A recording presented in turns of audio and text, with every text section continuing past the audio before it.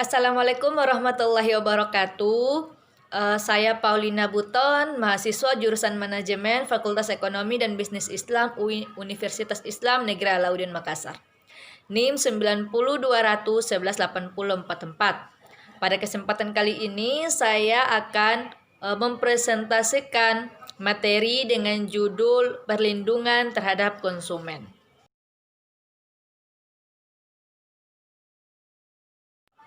Pertama adalah definisi dari konsumen.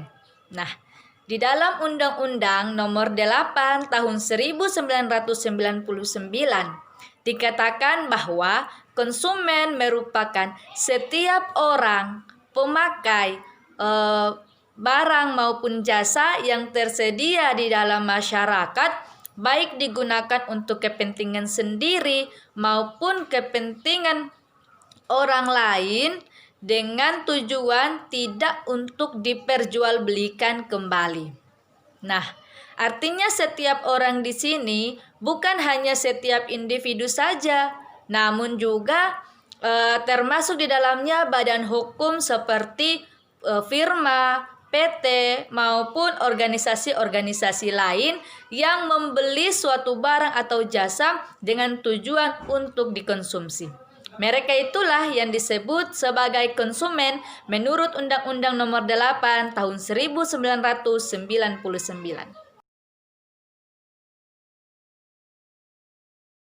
Melihat definisi tersebut, maka unsur-unsur di dalam konsumen adalah sebagai berikut. Yang pertama, adanya orang perorangan ataupun badan hukum. Nah, mereka ini merupakan pengguna daripada suatu produk maupun jasa atau biasa disebut sebagai konsumen. Yang kedua, setelah adanya unsur orang maupun badan hukum, unsur yang kedua adalah adanya pemakaian, yakni proses konsumsi daripada barang-barang yang telah mereka beli sebelumnya. Nah, unsur ketiga ialah adanya barang maupun jasa yang dibeli. Nah, barang di sini diartikan sebagai suatu benda, baik itu bergerak maupun tidak bergerak, yang dapat diperjualbelikan antara pedagang dan juga konsumen.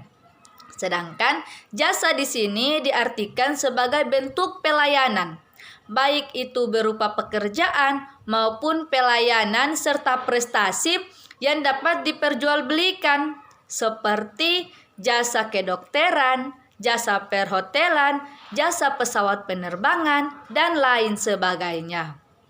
Sementara itu, unsur keempat ialah tersedia di dalam masyarakat. Artinya, barang ataupun jasa yang diperjualbelikan itu hendaknya telah tersedia atau ada di dalam masyarakat.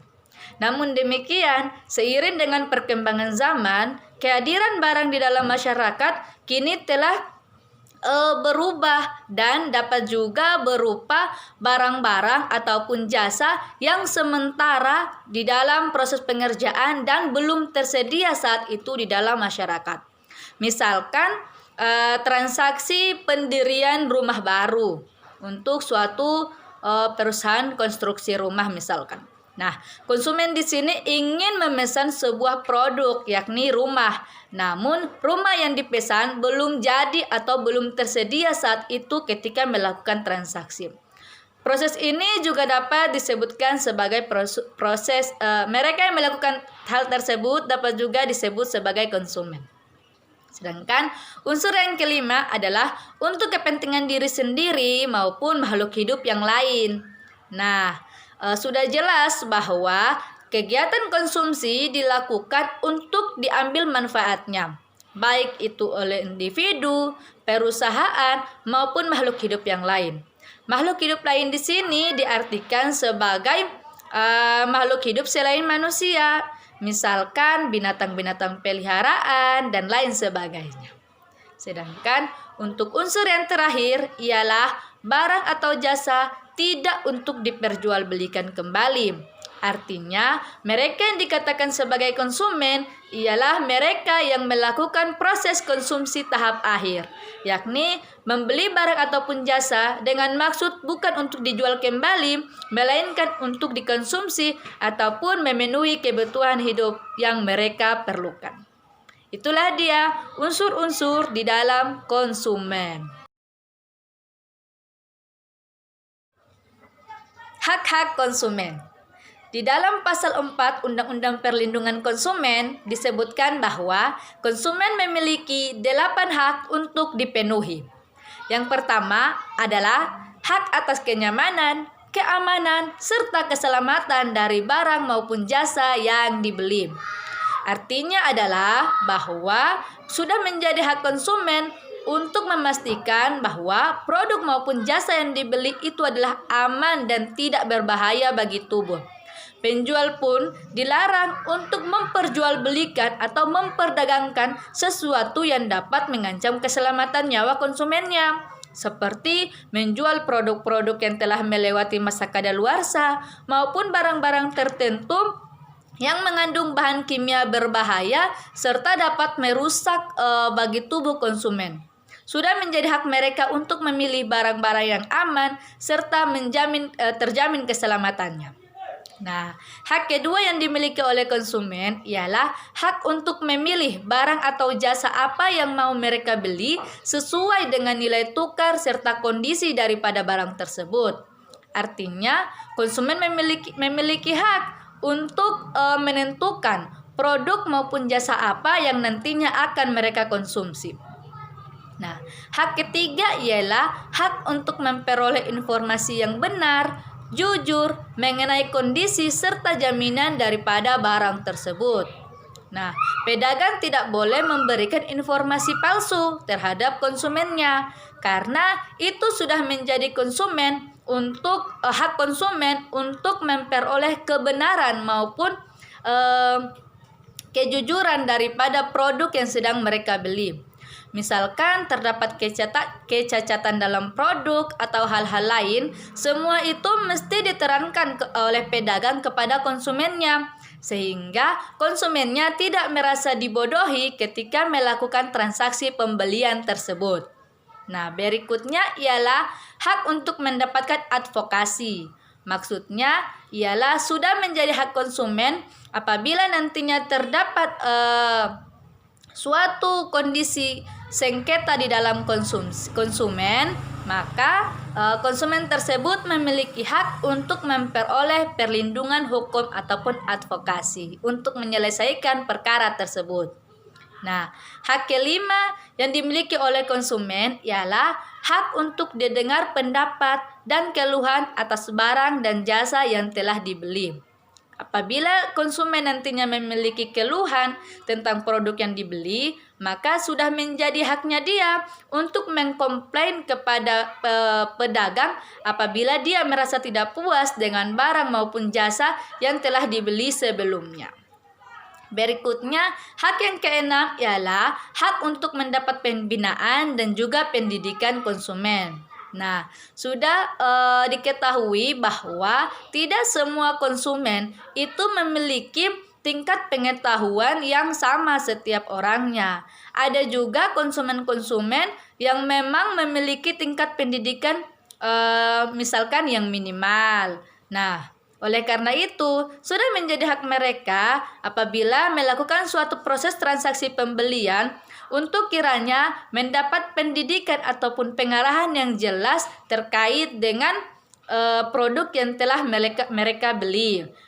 Misalkan saja apabila kita mengambil contoh dari pesawat terbang, nah ketika para konsumen itu telah berada di dalam pesawat terbang, maka akan ada awak kabin yang akan memperagakan bagaimana caranya untuk mempergunakan alat-alat keselamatan maupun alat-alat pelindung diri yang terdapat di dalam pesawat. Hal ini disebabkan karena itu menjadi hak konsumen untuk diberikan pendidikan maupun pengarahan terkait dengan produk yang mereka beli.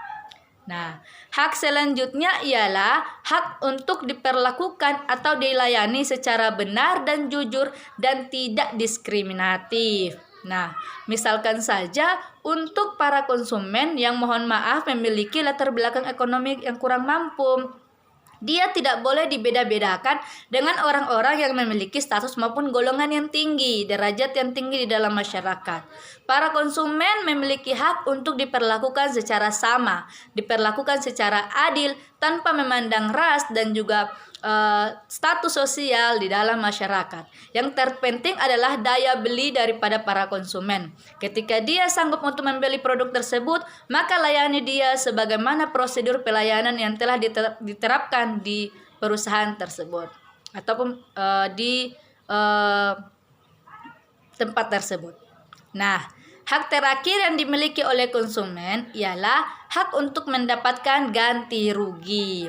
Jadi, ketika seorang konsumen merasa tidak puas tentang produk yang dibeli, misalkan ada kecacatan ketika dikirim maupun ketidaksesuaian warna dan juga bentuk sehingga menimbulkan rasa tidak puas, maka sudah menjadi hak konsumen untuk mendapatkan ganti rugi terhadap produk maupun jasa yang telah ia beli. Kewajiban konsumen. Dalam pasal 5 Undang-Undang Perlindungan Konsumen disebutkan bahwa para konsumen memiliki 4 kewajiban yang mesti mereka jalankan. Yang pertama ialah kewajiban mereka untuk membaca serta mengikuti petunjuk informasi ataupun tata cara penggunaan produk yang telah mereka beli sebelumnya. Misalkan, ketika seseorang hendak membeli beberapa obat-obatan di apotik, maka sebelum melakukan konsumsi terhadap obat-obatan tersebut, hendaknya ia membaca terlebih dahulu bagaimana kiranya obat-obatan tersebut nantinya akan digunakan. Seperti berapa kali obat tersebut hendak diminum dalam sehari, ataupun bagaimana tata cara penyimpanan produk tersebut secara baik dan benar sesuai dengan petunjuk yang tertera dalam kemasan. Hal ini ditujukan agar supaya para konsumen nantinya tidak melakukan kesalahan ketika melakukan pemakaian terhadap produk yang telah dibeli. Sedangkan untuk kewajiban yang kedua ialah kewajiban para konsumen untuk beretikat baik di dalam melakukan transaksi, yakni selalu menjaga sopan santun, tutur kata, serta perbuatan mereka terhadap para penjual di pasar ketika melakukan transaksi jual beli. Nah, kewajiban ketiga yang harus dipenuhi ialah kewajiban para konsumen untuk membayar barang ataupun produk yang telah dibeli sesuai dengan nominal yang telah disepakati. Misalkan ketika hendak membeli sebuah kursi dengan harga 100.000 per unit, maka sudah menjadi kewajiban para konsumen untuk membayar harga produk kursi tersebut sesuai dengan nominal yang telah disepakati sebelumnya, yakni Rp100.000.